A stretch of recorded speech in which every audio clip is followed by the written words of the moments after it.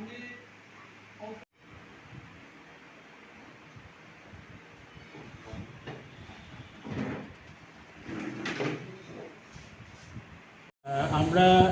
নতুন বছরে 2023 এবং 24 আমাদের যে কমিটি অল ত্রিপুরা চেস অ্যাসোসিয়েশনের সেটা ফরমেশন হয়েছে আজকে।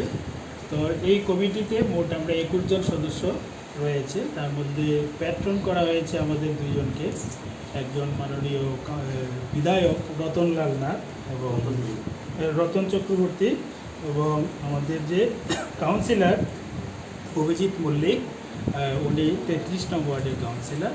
আর বাকি প্রেসিডেন্ট হয়েছে প্রশান্ত কুণ্ডু এবং জেনারেল সেক্রেটারি দীপক সাহা।